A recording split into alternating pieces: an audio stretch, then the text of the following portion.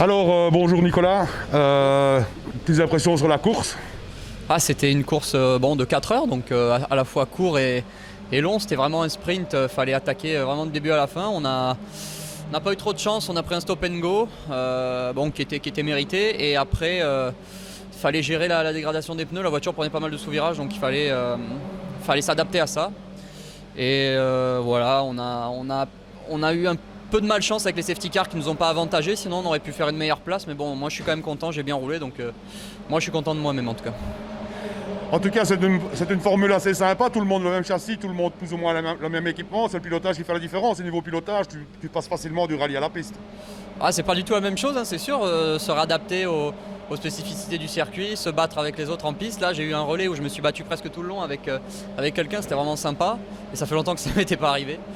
Mais la voiture, il y a le pilotage qui y fait, l'homogénéité de l'équipage et régler la voiture. Et c'est vrai que c'est pas facile, c'est une voiture qui est quand même dure à régler, donc c'est intéressant, ouais, c'est intéressant. Au niveau technique, c'est quoi comme voiture? Parce qu'on ne connaît pas beaucoup, on voit pas souvent les Ligier en Belgique. Au niveau technique, dans les grandes lignes, évidemment, c'est quoi comme véhicule en fait? Donc c'est une Ligier JS2R, c'est un châssis tubulaire avec une carrosserie, donc c'est une silhouette.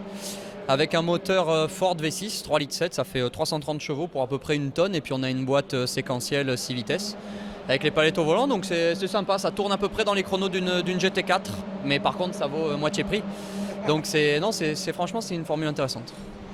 Maintenant on va passer un peu outre le circuit, on va parler un petit peu là où on te connaît tous un petit peu mieux. Au niveau rallye, ton futur programme? Là donc on a le rallye du Portugal dans 2 semaines, ensuite on a la Sardaigne 2 semaines après, donc là ça enchaîne bien, là on a 2 épreuves du championnat du monde qui arrivent.